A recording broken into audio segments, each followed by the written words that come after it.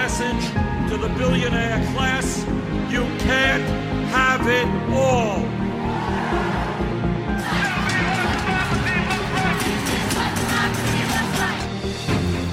Ladies and gentlemen, oh my god, my thing was all messed up there for a second. How's it going, everyone? Another beautiful week gone by, and some really interesting news this week happening that we need to get to this week. But how are my co-hosts doing this week? Jordan and Aubrey? How are you guys doing? I'm here. We got a lot of snow earlier in the week and then less snow later in the week, which was okay because they were predicting we'd get like at least half a foot. Yeah. And we didn't. Nice. Everyone was terrified here that we were getting snow, and it just like rained or snowed a little tiny bit. And I mean, it accumulated, but I mean, it didn't stay long. It's already gone. Yeah, we got like a good. We had like a good 3. God damn it. No, but I'm sorry, but no, we had a good 3 inches here in Jersey, and then it evaporated in like 24 hours. So like the next day, it was as if nothing happened. Yeah. Yeah, people in New Jersey freak out over snow. It's pretty funny. People don't know how to drive. We've got like snowbanks that are like half as tall as me out there. Yeah. People will like cancel their appointments at my job just because there's going to be a little bit of snow that day. You know, it's just it's kind of funny. People are just too afraid of it here. But I mean, in other news, like California is experiencing snow for like the first time. Which part of California? Because there's plenty of California that experiences snow regularly. True. Yeah. Like LA, they don't really get snow. You head up into the mountains, they get snow every year.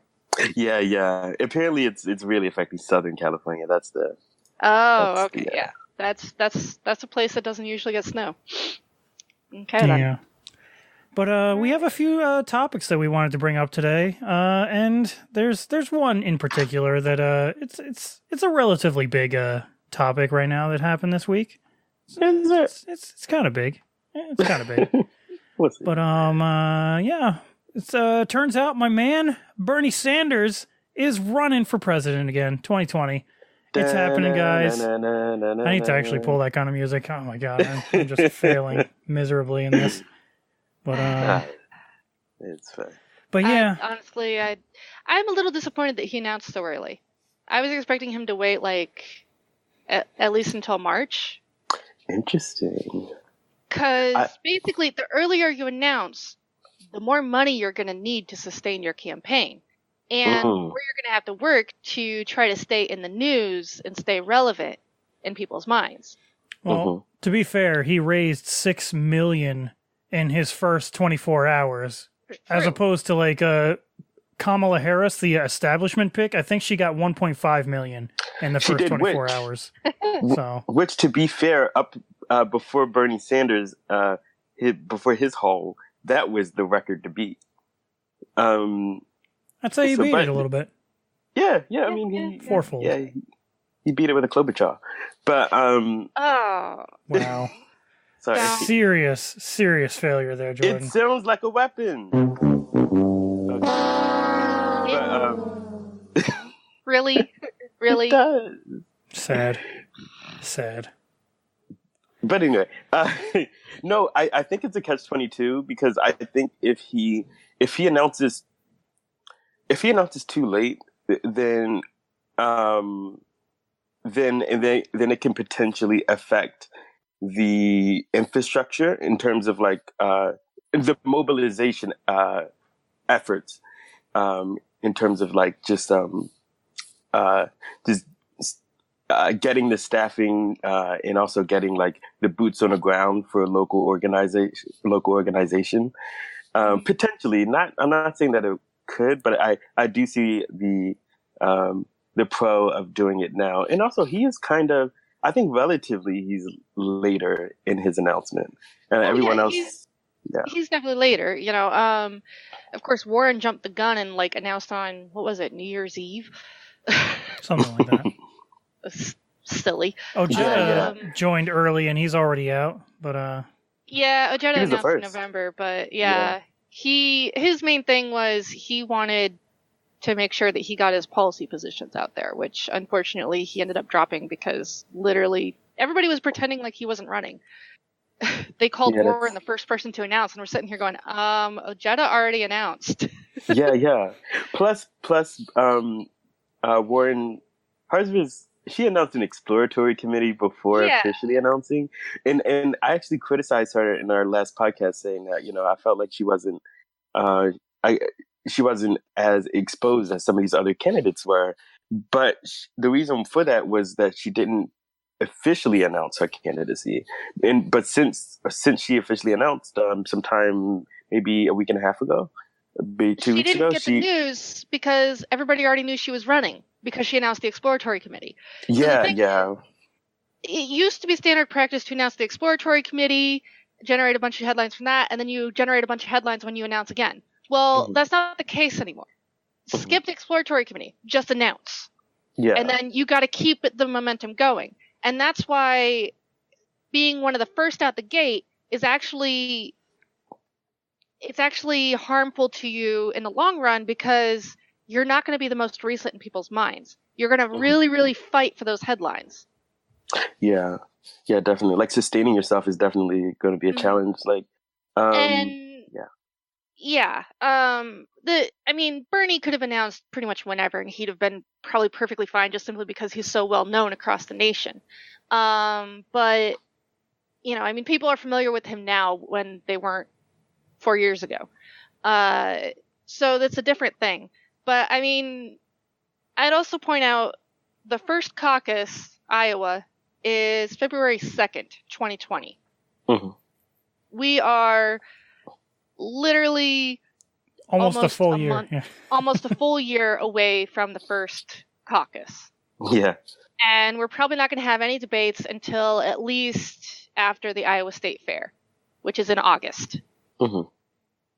So this leads to the fatigue that people have with our elections here. They're just way too freaking long, and it's ridiculous. They are. So announcing super early in the year, before it's even a year away, it is detrimental as far as keeping your base and your supporters energized and willing to get out there to volunteer. Mm-hmm. Because you really need more of that energy later in the year than you do early in the year. Yeah. So this constant push to be the first to announce, which keeps pushing our election cycle back and back and back to stretch it out further, it really actually results in them needing more money than they would otherwise. Yeah, definitely. So, maybe it's a tactic by the establishment. I don't know. I wonder. It wouldn't surprise me, but I don't know. Anyway. Potentially.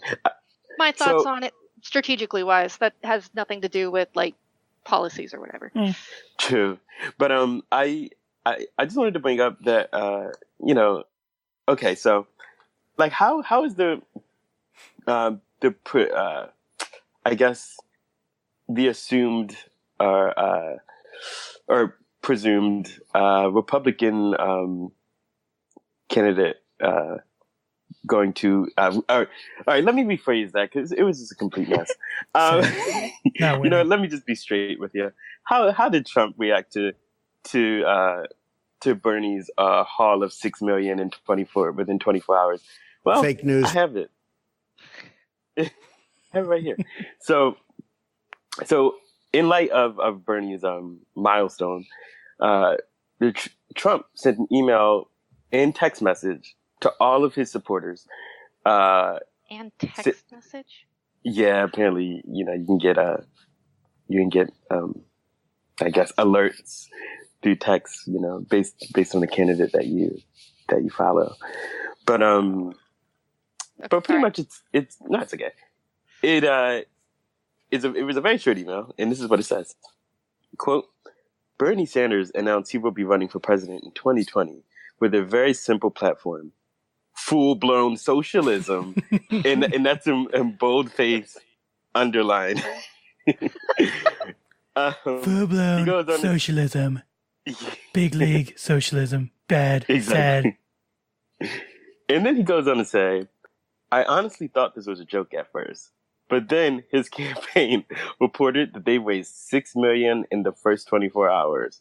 A new wave of radical socialist Democrats is coming, but I have news for them. America will never be a socialist country. And never, ever, ever, never. And then it goes on to say that he's essentially going to match any donation times 3 that is received by his committee. So yeah, so there you go. That's what Trump pays attention to. That's how you get him to listen. It's in dollars and cents, and policy not quite, but this is a whole new ball game now. Now he is regarding Bernie Sanders as a true rival in this upcoming election, and it'll be very interesting. I don't know if he necessarily is as of yet, because it was primarily just a fundraising thing. I think people around Trump are aware of the fact that Bernie could very much end up winning if he takes the nomination. Or maybe they don't. It's hard to tell with them because sometimes they seem like they're so far up their own ass they don't know anything. Yeah. But at the same time, I don't know. It's interesting. Maybe he thinks, because it might be that they think that Bernie would be easier to beat because socialism, so they want Bernie to win. Mm-hmm. So yeah, it's hard to gauge. I mean, I mean, there has to be some Republican strategists who are more numbers based, who is very vigilant of the fact that Bernie is the leading candidate in this primary, and that it poses a real threat to whoever's going to run in the Republican Party. Yeah, the thing is, as much as and nobody wants to admit it on the Democratic establishment side and in the mainstream media, Bernie is definitely the front runner. They all keep wanting to pretend like he doesn't have a chance. And I mean, there was all those headlines this week, about how Bernie should just drop out already because he doesn't have a chance. Mm-hmm. Which was a bit silly. So they're really trying to push this idea that Bernie can't be the front runner because reasons. Mm-hmm. And I feel a bit like they're just kind of trying to throw everything at the wall and see what sticks. And in the process, we'll see. That's what they tried against Trump.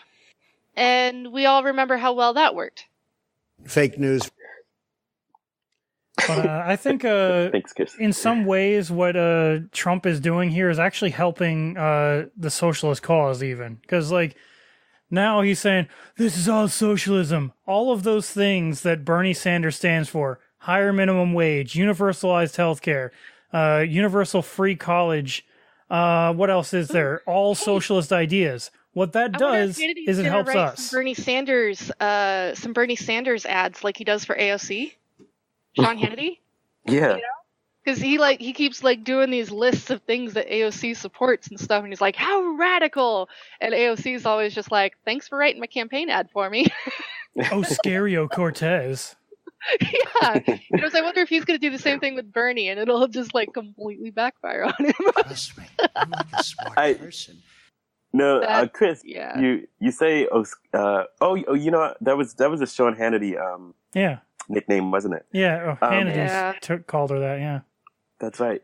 So, but speaking of nicknames, prior to Bernie's milestone, Donald Trump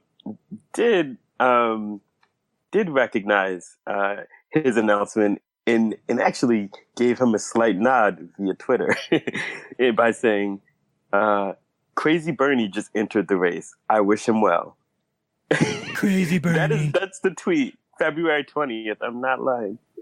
Yeah. So I feel like Trump himself is, I think there's probably some people there who are like, oh, Bernie would be the easiest to beat because socialism. So he's like, oh, okay, so I'm just going to really push Bernie with, trying to do like some reverse psychology stuff. And it's going to like completely backfire on them because as it turns out, he's probably the strongest candidate against Trump. Yeah. But, of course. Yeah, go ahead. Sorry. Oh, no, I'll go after you. Well, I was going to say, of course, Trump may be facing his own problems because I saw, I think on Twitter, it was just kind of like one of those, you know how Twitter likes to send out those news alerts sometimes? Mm-hmm. Apparently, Trump may have a primary challenger. Former Massachusetts Republican governor Bill Weld has announced that he's launching an exploratory campaign. So, which, mind you, I don't expect him to succeed. But yeah. It'll be interesting if that actually does manifest. Yeah, it would. Hilarious. But I'm not sure about y'all, but I'm pretty chill on the primary conversation right now. Like you said, it is a complete a year away, and so there's going to be so much happening between that time, and so I guess I'm just not fully invested at this current moment yet. I mean, I already know who I'm voting for, obviously, but I'm just not fully invested in the conversation of these primary candidates just yet. But I will be the closer we get to it. Yeah, we'll kind of see how things end up playing out. I mean, we don't even know who the establishment candidate's going to be right now. Right now, they're really backing Harris, but this year is going to be primarily the establishment candidates jockeying to get that front runner position and then trying to force the other ones out. Yeah. You know what? I mean, I guess while we're here, y'all want to play just a quick game of who are going to be some of the earliest dropouts within this race? Who are going to be the first couple dropouts? Klobuchar. I guess. Yep. I second that. Klobuchar, Gillibrand. Is she actually officially in? I do believe so. I've been hearing a lot of people saying she's in, so I don't know. Okay. Yeah, Klobuchar, Gillibrand. I think Booker and Harris are probably going to fight it out. Both of them might even end up going all the way to the Iowa caucus. I'm not sure about that. Mm-hmm. I have a feeling once the debates start and Warren is on stage, she'll definitely pull ahead of Kamala Harris and Booker. Mm-hmm. I'm hopeful that the end will be Bernie and Warren. Yeah. I have no idea when Gabbard or Yang will drop. Andrew Yang. Mm-hmm. I know we haven't really talked about him. He's another one of those billionaire businessmen trying to tell us, that he knows everything. It's very. I mean, mind you, he's embracing quite a few progressive policies, but at the same time, he's coming at it from a neoliberal standpoint with the UBI, mm-hmm. as opposed to the jobs guarantee. And he's apparently against free college. Mm-hmm. Yeah, I can't imagine. Yeah, I can't imagine him sustaining himself to the very end. Yeah, definitely not him. He doesn't even have name recognition, which is definitely something. Yeah, but I think that another person who I have to be unfortunately, I don't believe Tulsi Gabbard will be able to see it to the very end either. So my main thing is, when it comes to Gabbard and Warren, they're both coming at it from a more progressive standpoint, although Warren's definitely trying to straddle the line between the more moderate, centrist, and progressive positions. But their main problem is funding. So now that Bernie's in the race, that's where all of the small donors are going to be going. And Gabbard and Warren just aren't going to get the big donors. So they're going to probably run out of funding. Yeah, it's possible. I'd love to see Tulsi Gabbard as Secretary of State or Secretary of Defense. Mm-hmm. I'd love to see Elizabeth Warren on the Supreme Court. or Treasury Secretary, although I'd prefer the Supreme Court. I saw someone who said that Bernie should break with tradition and just announce and basically coordinate with Gabbard, Warren, and Nina Turner and say, okay, from the start, Nina Turner is my vice presidential pick. Yes. Tulsi Gabbard is my Secretary of State or Secretary of Defense pick. And Elizabeth Warren is my Treasury Secretary pick. Yeah, I think Nina Turner is the pick, I think, for VP. Absolutely. I think so, and just simply lay that out there right away. And then that will immediately tell people not only that he's serious, but it would help him pull support from all the various groups as well. Yep. I 100% agree. And I was just about to ask you about that too. I was like, pose like this scenario of Bernie Sanders announcing his vice early on. I think it's a really good strategic move for him. And he did allude in one of the first interviews he had after announcing that he was like he laid out his criteria for vice. I mean, very superficial criteria. And he said he wants it to be someone younger than him and of the opposite of a different gender. So to help him have that perspective.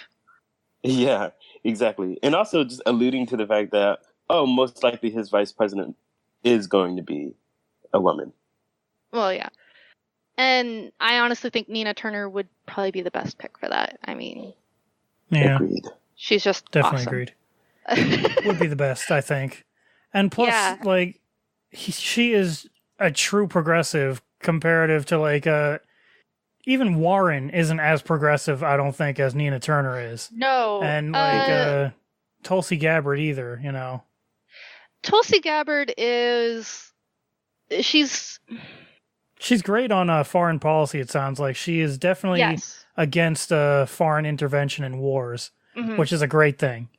And she did correct herself pretty well, I think, on the LGBTQ thing when she put out that one video. It was a really good response.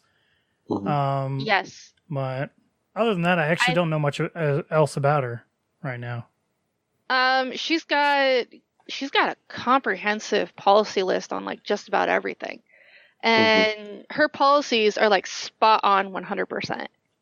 And well, that's good. I mean, so I mean, there are some issues with Tulsi Gabbard, but at the same time, I mean, if for whatever reason Bernie had to drop out or whatever, I would definitely consider voting for Tulsi Gabbard. She's better than the establishment picks for sure. Yeah, I mean, I definitely want to question her on the subject of torture, but because she gave a rather wishy-washy just answer on it, like way back when. Well, she came out pretty much in favor of torture. Like it was basically like, well, I would think I'd if I had to do something strong to prevent millions of people dying, I think I would also, you know. No, it was the ticking time bomb scenario, which is an utterly bullshit scenario. But even just saying you would use it in that scenario, you're saying that you believe that torture works and is effective. Exactly. It's effective at getting information. And whereas like all the information says no, it's not. It doesn't work. It's not an effective means of getting information. And yeah, so I would like to ask her, because I mean that was just after she'd gotten out of the military. I would like to ask her if she still thinks that, or if she has realized that answer was wrong. Yeah, hopefully. Also, yeah. So that's. Anyway, go ahead. No, just really quick. I think that her time in service has the potential to really benefit her in this race. Oh yeah, definitely. Yeah. Because it makes it harder to attack for her being in favor of peace. Yep. Because they can't say, well, you've never been to war, because she has. Right. Exactly. You know? It's not that she doesn't know that wars are sometimes necessary. It's like she can sit there and go, well, that war isn't necessary. Yeah. Yeah, there's a clip of her going on the View recently, and it's really sad. The View hosts there and their questions, and especially Meghan McCain. I just can't stand her at all. Like I just get angry anytime I see her so face. Vapid. I just hate her so much at this point. But yeah, she had great responses in that little interview that they did with her though, and they all just seemed like bemused by the fact that she didn't like war or something like that, or intervention in other countries. It's pretty amazing. Yeah, and I feel like, and part of me was a little frustrated because she didn't bring up things that I think she should have. But part of it is also, like I'm not in that high pressure situation where I'm surrounded by people attacking me. Yeah. I mean, like, as far as, like Venezuela, it's like, well, Trump has appointed Abrams to be his point guy in Venezuela, the guy who is synonymous with overthrowing democratically elected governments in Central and South America, the guy who is known for pretending to send aid and instead sending shipments of weapons to militias and death squads in those countries. The guy who looks at a genocide and says, well, it helped us in our foreign policy goals, so it's okay. Yeah. When you have that guy as your point guy in Venezuela, I'm sorry, but yeah, I would block aid caravans from the U.S. too. Anyone with a brain would block them. Yeah. Oh my goodness, it's so crazy. I mean, from what I've been hearing, Venezuela is also sitting on quite the surplus of oil as well. Oh, yeah. And fossil fuels. And you've had people in the Trump administration going on national television and saying, we want the oil. Yeah. It's really shocking to know that there's another country in the world that America wants to invade and attack that somehow just shockingly just has all kinds of oil in their reserves. It's just interesting how that always works, right? Shocking? Yeah. I'm surprised it took this long. Yeah. I suppose. Well, they've tried various attempted coups. I mean, even under Obama, there was coup attempts under Obama as well, done by the CIA. I mean, I don't know or backed by the CIA, I should say. I don't know how much involvement Obama had in that specifically. Yeah, wasn't there like a situation where the guy, I think it's Maduro, was giving a speech or something like that, and like a drone flew into the area and blew up and almost killed Maduro, or was going for him or something like that? Could have sworn that was him, at least. Yeah, but I mean, like, the CIA does have some level of independence, so they don't need to get permission from the president to do a whole bunch of stuff around the world. But you can't deny the fact that Obama increased sanctions on Venezuela, which hurts the Venezuelan people. Yeah. You can't claim that you care about the Venezuelan people and then turn around and literally cut off any kind of economic aid and food to them. Right. Yeah, you just can't. I mean, they're like, oh, Venezuelans are starving. Oh, why don't you lift the sanctions? It's kind of like care about them starving, lift the sanctions. The UK government claiming that they love their country while they're trying to cut out of the EU. I don't know. Yeah. Anyway, we're getting way off topic now. But wouldn't expect anything less. I know. But yeah, Mr. Bernie Sanders' platform is, as you would expect, great, and he's pushing for $15 minimum wage. He's pushing to break up the biggest banks. He's pushing for free college tuition for all, stronger labor unions, you name it. It's progressive. He's pushing for it, and it's just great. And he's just going to walk away with the competition, I think. That's my opinion, at least. Well, we'll see, because we'll see. It's not as simple as just getting popular support. Well, he was an unknown in 2016, and he nearly won still. And now in 2020, he is the most popular person in the race going in. Right. So anyway, well, yeah. we'll get back to that. Yeah, definitely. Anyway, did you have another story, Jordan? Honestly, no. Okay. I just wanted any excuse to talk about Bernie. Okay. All right. Then if it's all right with you guys, we'll move on to my stories. I guess that's fine. Okay. Sure.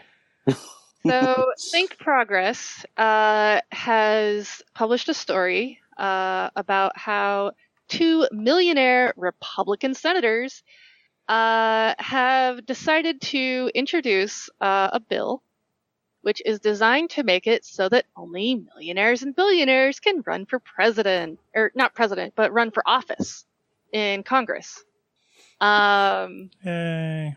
Rick Scott, who is worth $232.6 million, and Mike Braun, who's I think we all know Rick Scott's from Florida. Mike Braun is from Indiana, and he is worth between $35 million and $96 million. They have introduced legislation to reduce the salary of and pensions of those in Congress, which is both in the House and in the Senate. Now, this is a major problem because, one, it prevents people who, people like Alexandria Ocasio-Cortez from being able to actually take a government position because she would have to work a second job in order to actually support herself and be able to afford to live in D.C. Plus, she would have to maintain a residence in her district as well. Yeah. Which is extremely expensive. Especially because she's from, what is it, the Queens or the Bronx? I don't remember where she's from exactly. It's New York City. It all kind of blurs together to me. Exactly. I'm sorry, New York City people. I'm sorry. Sad. But I'm from Iowa, and I've never even been to New York City, so it's very hard for me to keep it all straight. Just as I'm sure you have zero idea about anything in Iowa.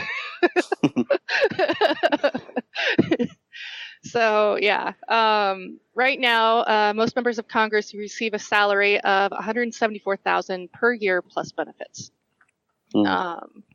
which allows you to maintain a residence in D.C. and in your home district. Unless you're in like a district where your average house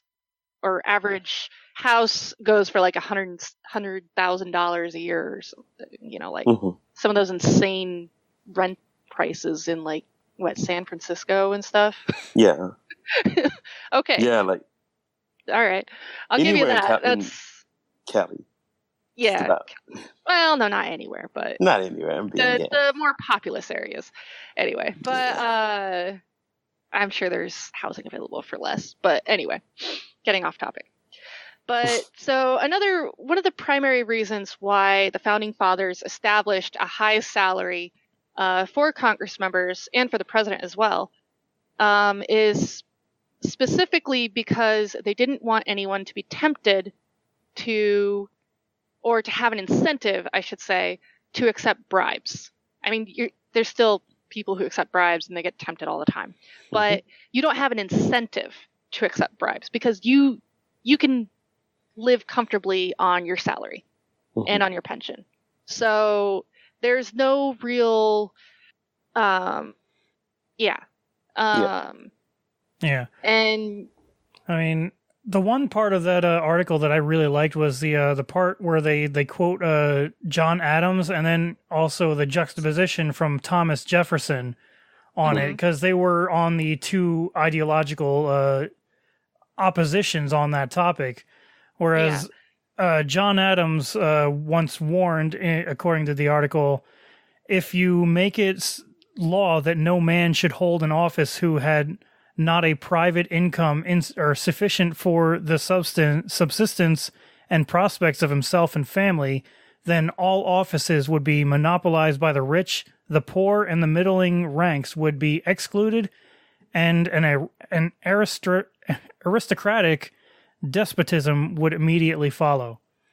Mm-hmm. And Jefferson said, in a virtuous government, public offices are what they should be, burdens to those appointed to them, which would be wrong to decline, though foreseen to bring with them intense labor and great private loss.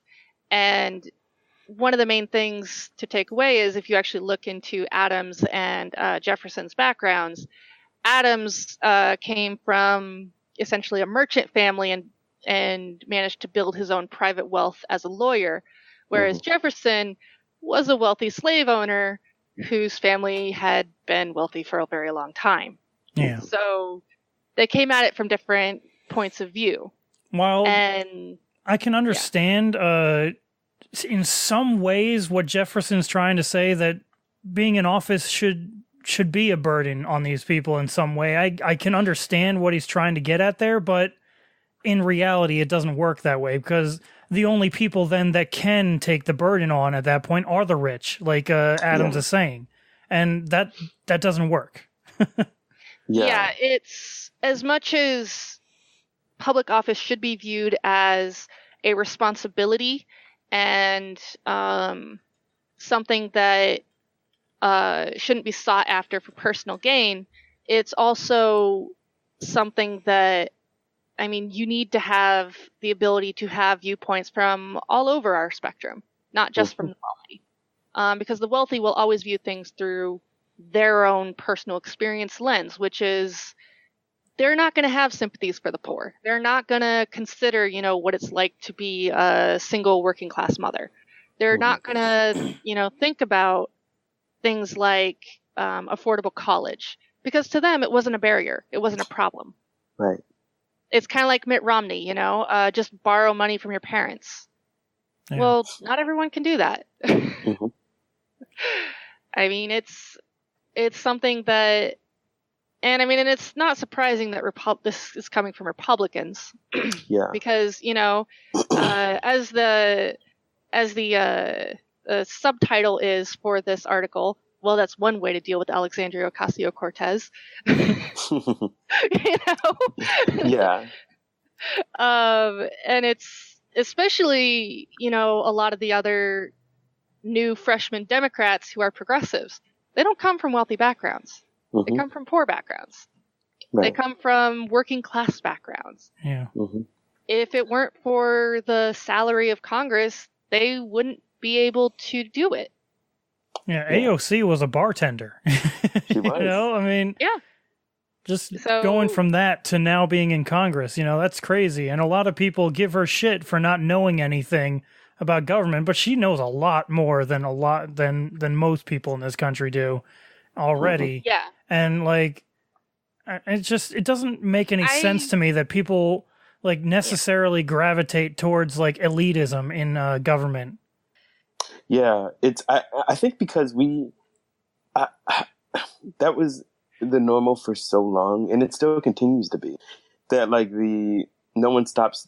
I think enough people don't stop to consider that someone that looks like you, that comes from the same background as you, could represent you, and that person could even be you. It's something that I don't think is deeply considered, because it's not really.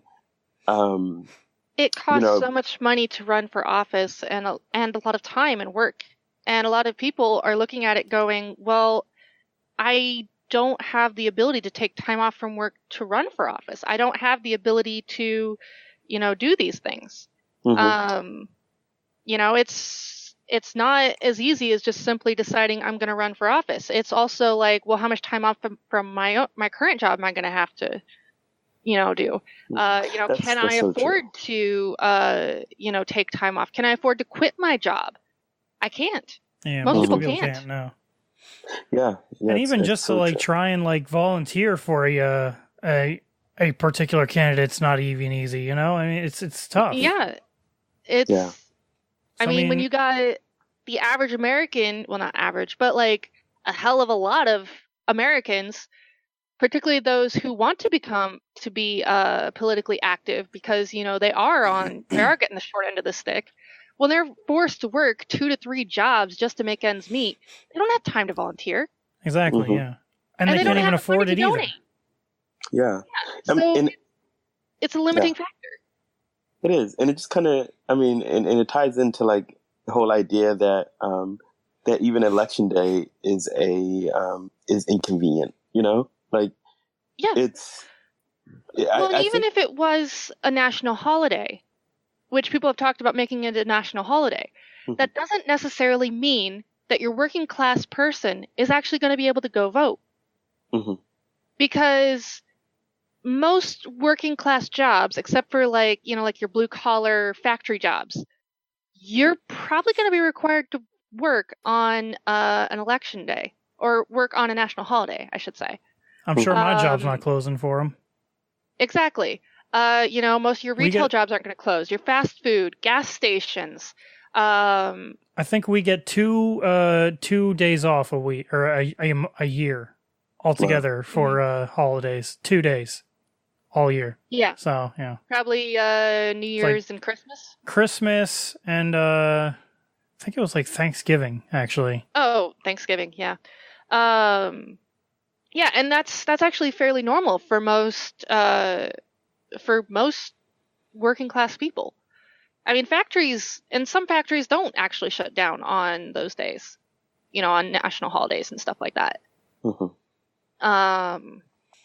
I mean, and it's I wonder. It's mostly going to affect the people working office jobs. Yes, definitely. I wonder if y'all would think that the current law in New York, which pretty much matches campaign contributions for, I guess, for candidates who are unable to afford running for office, like AOC was. She took advantage of this program. No, Mickey Kantz too. She's running for something right now. I can't remember what. Public advocate. Yeah. Yeah. She's taking advantage of that as well, huh? Yeah. Like from what I think I've heard about it, it's like every dollar that someone in New York spends on her, they give 8. They multiply it by 8. Out of state funds, they don't multiply, I don't think, but in-state funds, if you donate to them, they give them 8 times as much, basically. That's interesting. Yeah. Yeah. But how does that work for like your private thing? Because you can't use campaign funds for private expenses, like your housing and stuff. I don't know. Or like childcare or, stuff like that. I mean, it's wholly possible that like AOC was still working while she was, campaigning. Oh, that definitely is too. Of course, we don't have a program like that here in Iowa, as far as I know. So I doubt most states do. Yeah, where you have to save up and you have to be aware of it, and you have to save up like in advance to make sure that you actually will be able to support yourself through the campaign season.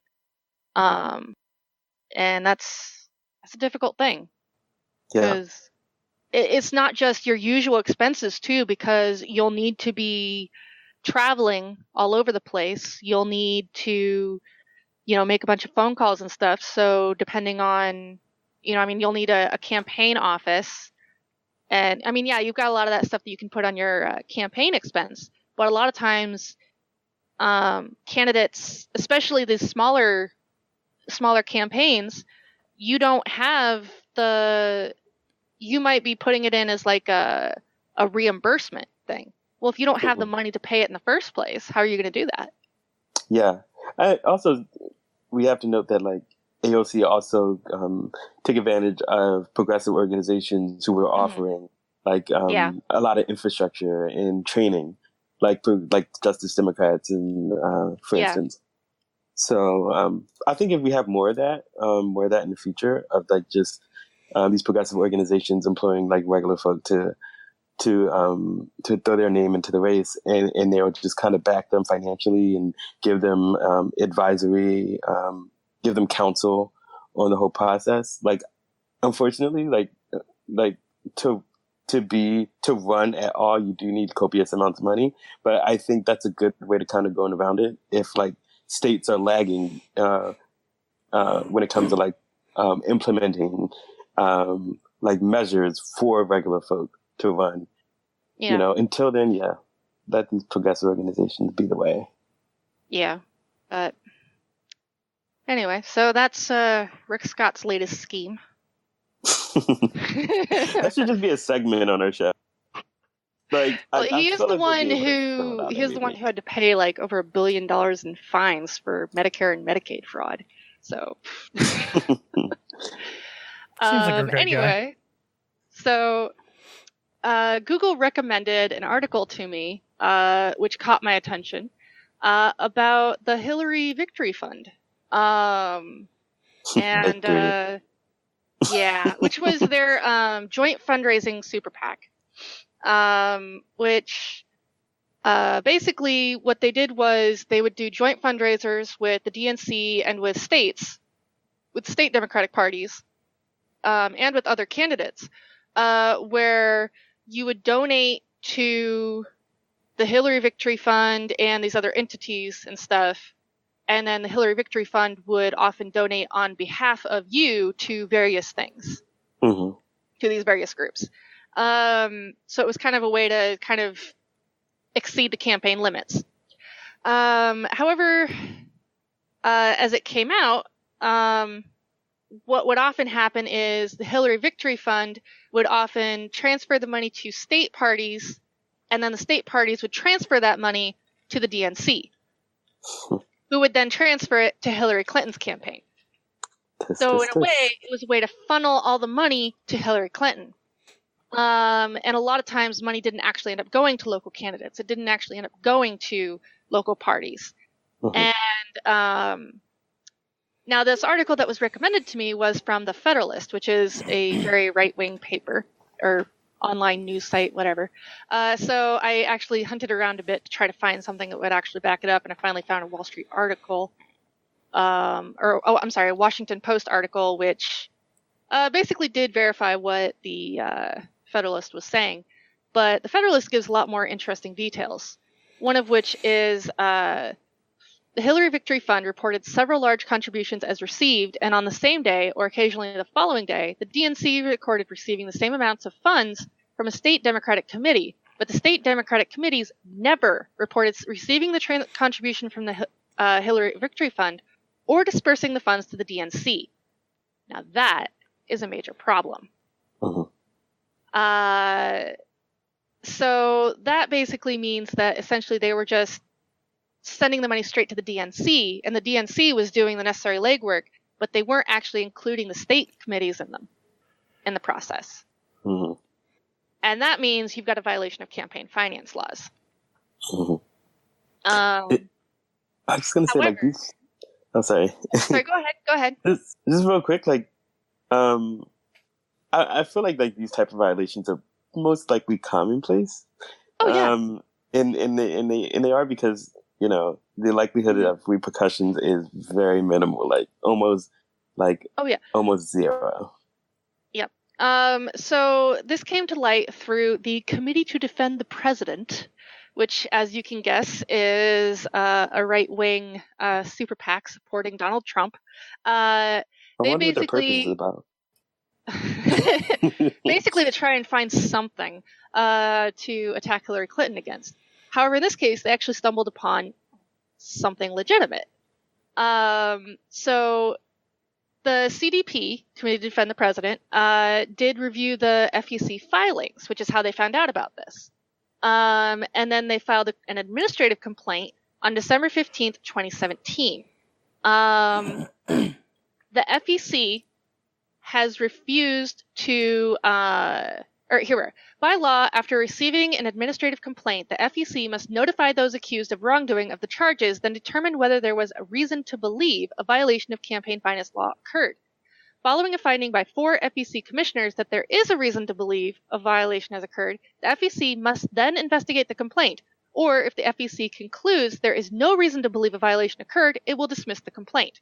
So there's the normal process for this. However, The FEC did nothing from December 15th to 2017 until April 2018 when the CDP sued the FEC, seeking a court order directing the agency to rule on the administration complaint it lodged against the DNC, Hillary Clinton, and various state Democratic committees. In response, the FEC filed a motion to dismiss the lawsuit, arguing the CDP lacked standing, meaning it lacked the ability to sue. That motion has been under consideration since last summer.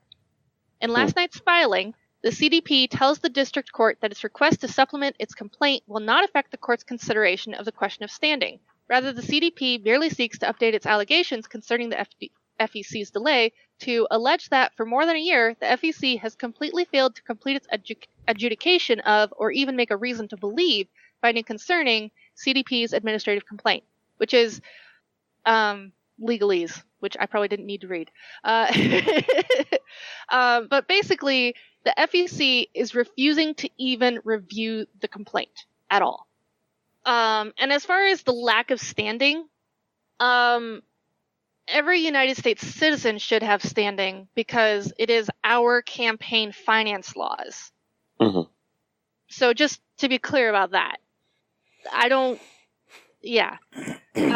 so we're waiting on a district court ruling on that, which this article was from February 13th of this year. So on February 12th, that's when the CDP updated their filing. Yeah. But the Wall Street Journal did actually they pointed out that the story starts in 2012 when Republican donor Sean McCutcheon sued over FEC regulations that limited how much money donors could give to parties and candidate in total in any campaign cycle. So, basically it went through, and we all know how that ruling went. But defenders of the FEC limits failed to convince the court's conservative bloc that lifting the limit would allow candidates to blow past their own donation limits by routing more money through state parties. How realistic is that? Asked Justice Samuel Alito during oral arguments. How realistic is it that all of the state party committees, for example, are going to get money and they're all going to transfer it to one candidate? It turns out the people who ran the Hillary Victory Fund were paying attention and said, hey, that's a great idea.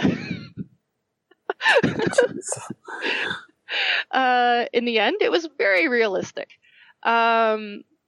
The Hillary Victory Fund allowed the candidate to raise money for both her campaign and 32 state parties at the same time. Donald Trump's campaign did the same, albeit with fewer state parties. During the campaign, neither move courted much controversy.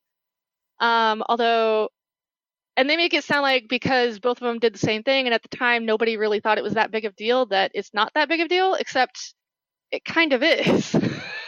It is a big deal. Mm-hmm. And the Wall Street Journal is basically trying to play defense here. And then they're also like, oh, most coverage of this FEC complaint has been in conservative media. Yeah, that doesn't mean much. Mm-hmm. That just means they're the only ones paying attention to it. Yeah, because it's it's expedient for them. Mind you, they're like, Democrats, meanwhile, basically ignored the story, reached for comment. Several state party chairs, all of their state parties having been named in the complaint, said they were unaware of it. Which means the FEC definitely has not followed definitely hasn't followed their own rules, because they should have actually made all of them aware since they were all named in the complaint. Mm-hmm. That's just further proof that the FCC isn't doing its job. The thing is, they're like, oh, well, nobody said it was illegal. Nobody thought it was illegal. And it's like, that's not necessarily the problem, because as I expected when I first heard of this deal, I was like, Hillary Clinton, she is many things. Willing to break the law is not one of them. She will skirt the law, but she will do it in a legal manner. And that's exactly what she did.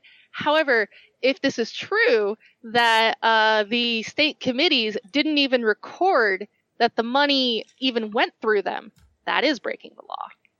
Because there's a very specific process for transferring that much money. Oh, interesting. Okay, because that was one of my questions for you was going to be what are the repercussions of of this, you know. So the repercussions is the fact that we know it is legal to transfer money through the various parties and straight to one candidate. The DNC does have the power to do this. No matter what their claims of neutrality is, it is definitely their legal right to transfer all the money to one candidate, even in the primary. It's just unethical. Yes, it's unethical. It's definitely unethical. It definitely goes against the spirit of campaign finance law. But technically, legally speaking, it's not illegal. So what we're probably going to see is once the establishment decides on who their candidate is going to be, they're going to do this again. And they're probably going to do it much more than they did last time. Didn't help them enough last time to really sink Bernie. They did still win, but here's the thing. They were test piloting a lot of things, and a lot of cases they were panicking and doing things at the last minute to try to minimize Bernie's impact. Well, they've had 4 years before the primaries since the last, when the next primaries are going to be. They've had 4 years since the last time, and they've had 2 years since they know Bernie's running again to shift things around, to change things so that they can further impact and put their thumbs on the scale. This is just one of those things. I mean, you can have more last-minute purges of the voting rolls. You can have more, no matter that they were ruled illegal last time, they got largely away with it. There wasn't really any penalties for anyone involved. I don't think there was even a fine. There were cases in New York State, upstate New York, where Bernie was more popular. They literally changed the polling times to make it so you could only vote in the primary from, noon to 6 p.m.? Wow. Whereas, down in New York City, the polls were open all day. They did a lot of stuff like that. And it's New York. New York is known for corrupt politics, just like New Jersey. I think it was either Delaware or Rhode Island. I think it was Rhode Island. They closed half the polling stations, and there were no polling stations open on a lot of college campuses. So they had to go off college campus to go vote in the primary. And, they did all kinds of things like this. Well, they've had 4 years to think these things through. They've had 4 years to better organize. The DNC managed to purge all the Bernie people out. And you think they're not going around trying to organize re-rigging all the primaries wherever they can? It'll be more difficult in open primary states like Wisconsin. But, and Republicans have also helped them in a way because establishment candidates win when less people show up to vote in the primary. Well, Republicans have everywhere, all around the country, been passing all kinds of laws to try to limit the number of people that can vote. We've now got voter ID here in Iowa. They've been closing polling locations all across the country. They've been doing all kinds of things like this, all kinds of underhanded things which are designed to essentially disenfranchise Democratic voters. And the more disenfranchised you are likely to be, the more likely you are to be working poor. Who largely backs progressive candidates? The working poor. Yeah. So you've had all this. So it's definitely going to be an uphill battle for Bernie. The Democratic Party will have had 4 years to organize and put together a comprehensive way to sort of block Bernie from getting the nomination. Whether or not they will succeed is another matter. But you can bet they're going to try. Yeah. That just gives us more incentive to do as much as we can for Bernie. If you guys out there are in favor of Bernie Sanders and you support Bernie Sanders, definitely get that out there. Do what you can. If you can't volunteer time and just if you can donate something, it will help. And that's what I'm doing. I'm going to try and do both. I'm going to see what happens. And also make sure you update your registration early.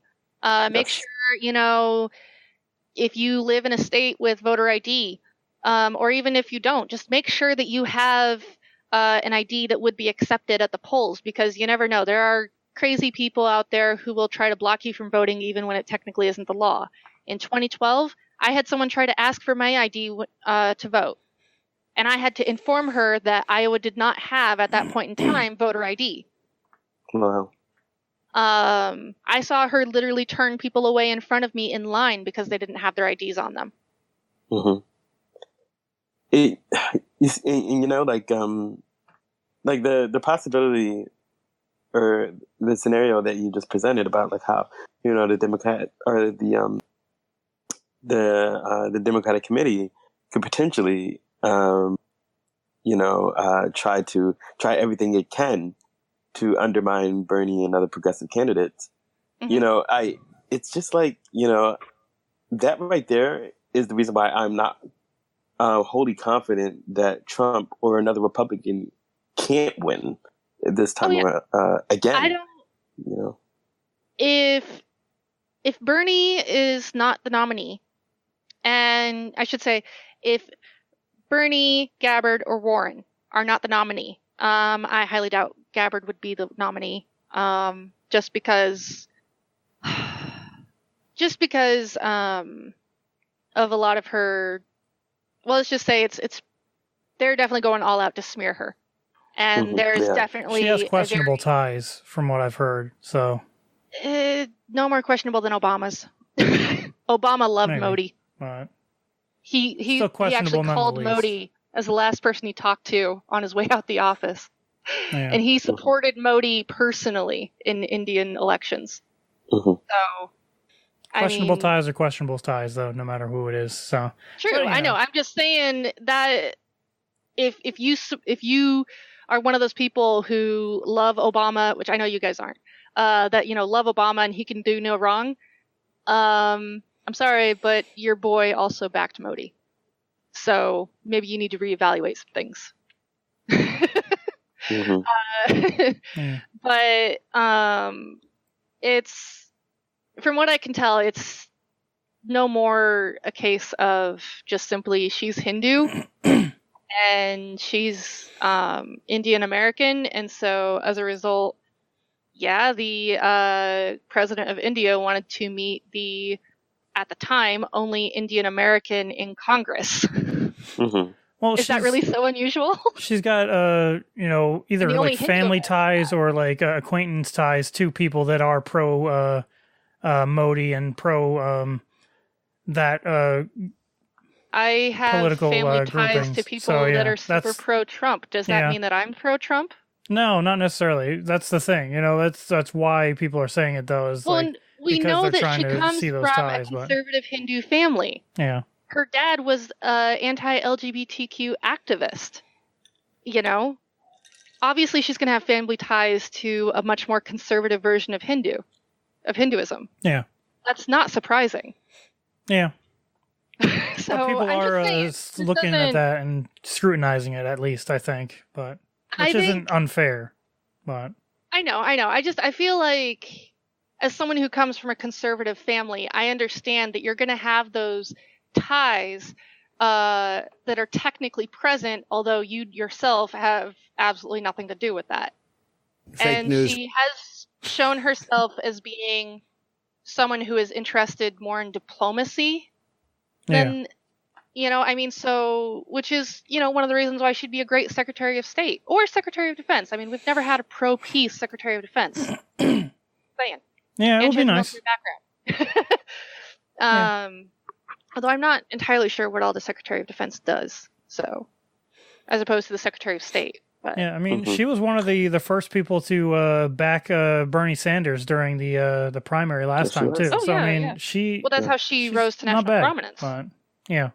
But look, all in all, Debbie Wasserman Schultz, never forget. We will never forget.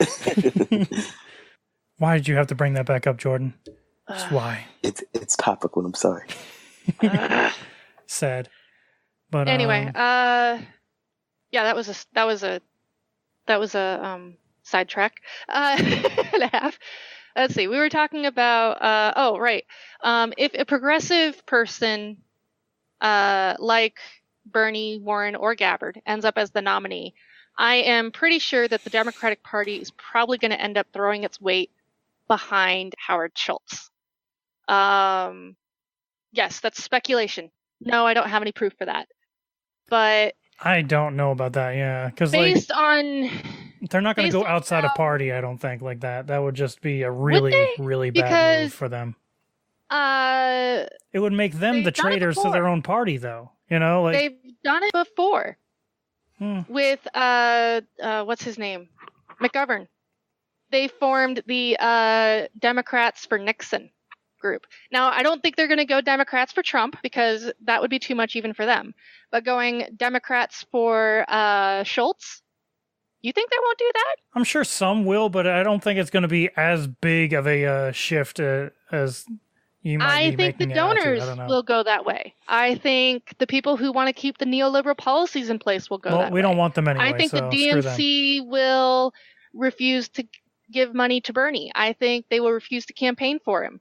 I don't think Bernie whether or not needs the DNC anyway, will actually go and support Schultz, I don't know. Yeah. I think it would be better off if they don't help us and, financially or I know.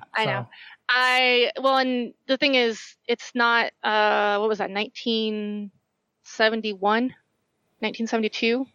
I don't know, it's not the 1970s anymore. We have the internet now. Yeah. Bernie isn't reliant upon the party to fundraise for him. Mm-hmm. He can fundraise through the internet. I mean, he just raised $6 million through the internet. Yeah. Didn't he during the 2016 primary, didn't at one point he surpass even Hillary's numbers for a while? Oh yeah, he did. He was fundraising more than she was. Yeah. But my point is, and they're definitely going to point out and say that Schultz, he's a lifelong Democrat. He's only doing this because he realizes how terrible Bernie is. Blah blah blah. So they definitely will have the rhetoric in place. And you can already tell they're flirting with that idea because, after all, why else would CNN give him a town hall? Yeah, he hasn't even announced he's got money. For president. He's got money. That's true. We give people access because they have money. President.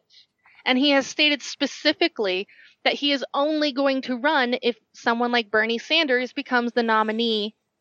Well, he's got money, like I said. They let him go on air because he has money. I know.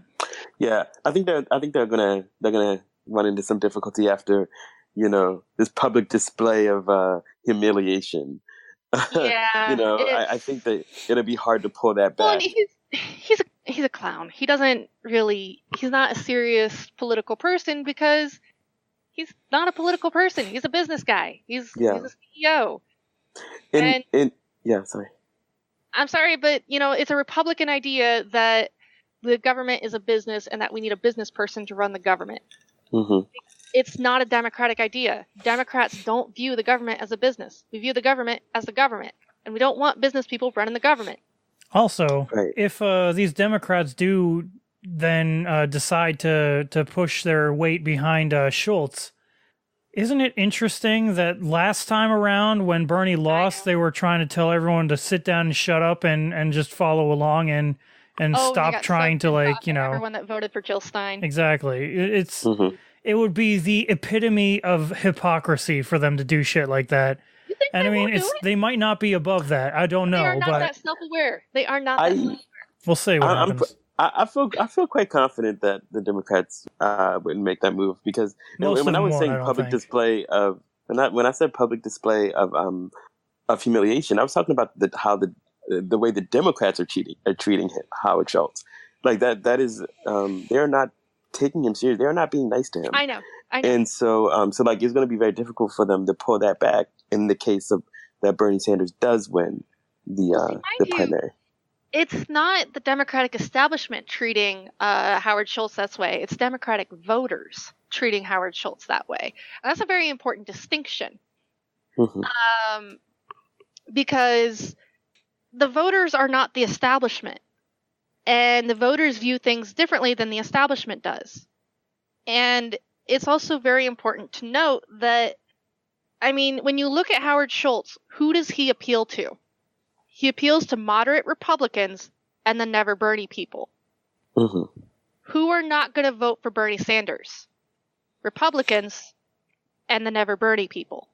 So those aren't votes that Bernie's going to get anyway. Yeah. Howard Schultz running isn't going to steal any votes from Bernie Sanders. Mm-hmm.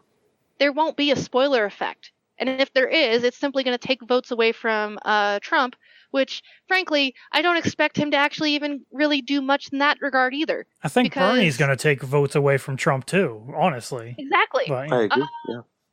Because, I mean, you look at McMullen tried this whole centrist, I'm going to be the centrist, the reasonable Republican, alternative to Trump in the last election. How many votes did he get? How many states did he get? You never hear anyone talking about McMullen. Mm-hmm. Because he didn't hardly get anything. Although, ironically, he got more votes than Jill Stein did. Yeah. But on that point, though, that I just made, that even Bernie Sanders will probably get more Trump voters, that doesn't mean that Trump and Bernie Sanders are at all alike in any way. It's that Bernie Sanders' positions are just, like, they're purely good, and the people agree with them, It's like, people want to have health care. They don't want to go into bankruptcy just for saving their life or a loved one's life over a health bill. They don't, all these things help people. And that's why he will take working class voters that may have voted for Trump, because he advocates for them, stronger labor unions, higher minimum wage, all of these things that affect actual people, and that's why he will take more votes away from Trump. Not that they are in any way aligned with each other.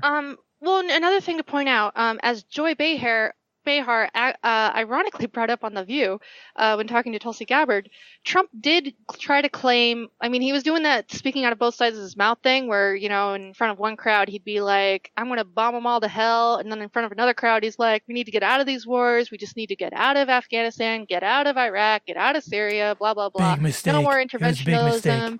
No more, blah, blah, blah. So she's like, oh, well, Trump was like super pro-peace. And he claimed to be super pro-peace. And then what has he turned around and done? He's put people like John Bolton in his administration. He's put Abrams as his point man on Venezuela. That's not a non-interventionist. And people are now seeing that. He's now advocating for us. He advocated for us to go into Syria. He went and he bombed a Syrian airfield. He dropped the mother of all bombs in wasn't it Afghanistan, I think? Yeah, in Afghanistan. So. He's done all these pro-war positions. And then occasionally he'll say, oh, I'm just going to pull everyone out of Syria. And then, like, a day later, he's like, well, I didn't say when. So he's who would have known these things would have been complicated? Things, so he keeps revealing himself to not actually be pro-peace. Yeah. So in the process, he's losing the people who voted for him because they thought he was pro-peace. Yep, and I personally know someone voted for Bernie Sanders and voted for Donald Trump in general, and of course there were they had their reasons, but I can only speculate that. I actually have two reasons, and like just really quick. One is definitely the fact that that Bernie and Trump did have one thing in common, only one thing that was in common, that one commonality, and that was that they both had a they both had a goodness, what's the word I'm looking for? Are you talking about NAFTA? Populist. Right. Oh, okay. Thanks, Chris. I couldn't wait another second. Just another second. I'm human. You're so cruel. That's great. All right. It's okay. Well, yeah, but they both have very populist messaging littered throughout their I guess just within their They differed a bit on their populist rhetoric. Trump definitely pandered more to the racists in a populist manner. But he talked about, like NAFTA and, global trading and stuff like that, and trade deals, which Bernie also talked about. Yes, he did. Bernie talked about how they have harmed America and harmed our economy. And, so, the moment when Hillary Clinton lost Iowa was when Trump hit her on NAFTA in the debate. Mm-hmm. That was the moment Hillary lost Iowa. And probably when she lost Pennsylvania, too. Yeah. Yeah. And that's actually the other, my second reasoning for why that Bernie supporter ended up voting for Trump, which is the Hillary effect. Basically, he felt as, his hands were tied and he had a choice. He had to either choose between Trump and Hillary, and Trump was so politically toxic. She was framed that way, at least that. He just, he couldn't see himself voting for someone like her, so it pushed him into voting for Trump. And I think, yeah. Was this person's name Jordan? Exactly. No. I'm Jordan, let me tell you. Wow. Joking. Oh my goodness. I was actually scared when you said that because you actually do know the person. I'm sure I probably do. We're not going to get into it. I'm not going to say their name. I wouldn't. Yeah. I thought you were going to say their names. So I'm glad you did. Yeah, well, I mean, that's why my dad voted for Trump, was because of Hillary Clinton. Mm-hmm. And, I mean, it's just kind of one of those things where my dad, he was probably going to vote for third party like he has for the past 20 years. But then he saw Hillary Clinton just, it's like, he was like, I can't have her as president. Yeah, there was a lot of people that just really just purely hated Hillary, and it was just interesting how that transpired. My own mother also hated Hillary, and she couldn't vote for her either. So, I mean, just interesting. Yeah. But we were probably a bit over time. Hillary and Trump. So yeah. Mom was looking for a third party to vote for. Well, that's always good. For the first time in a long time, she usually votes just Republican. So yeah, good for your mom.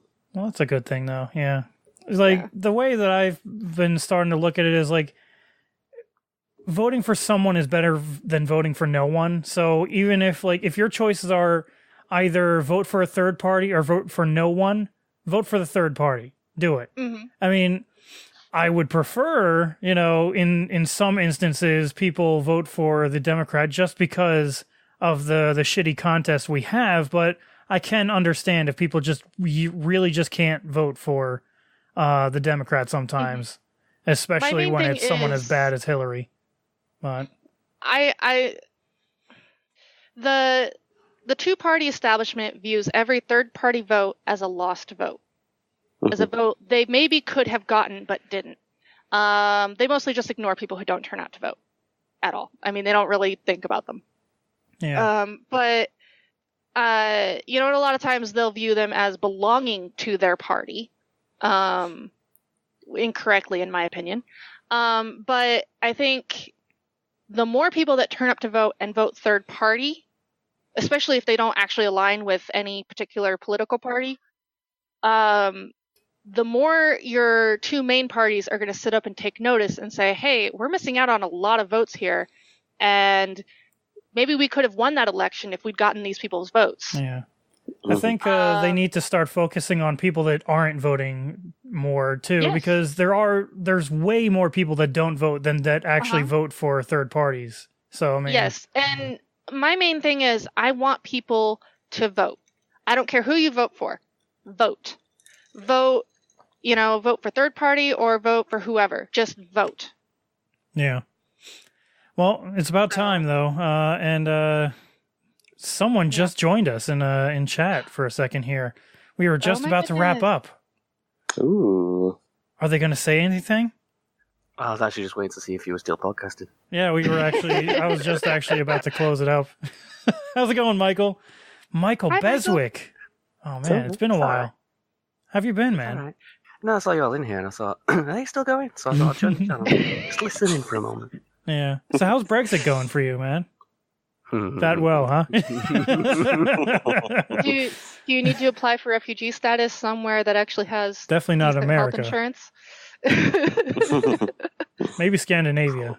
It might be a better place. Ooh. But yeah. Well, great great update on Brexit, Michael, as always. And we've got to get the hell out of here. Our British correspondent. Our senior UK correspondent, yes. That's right. Yeah. But anyway, guys, it's been a crazy week, and we talked a lot about Bernie here and our love for Bernie. And and if you guys out there are looking to volunteer or help out, definitely do it, and it will definitely help. We need to do what we can, as much as we can, to try and get him in, because, like Aubrey was saying, they are going to try and stack the deck against him as much as they can, the establishment. And the more we can do, counter it. Yeah, everything that we do will help counterbalance it, and we just got to get out there. We just got to get fighting. But anyway, guys, you guys have a great week, and we will see you here next time, huh? See you later.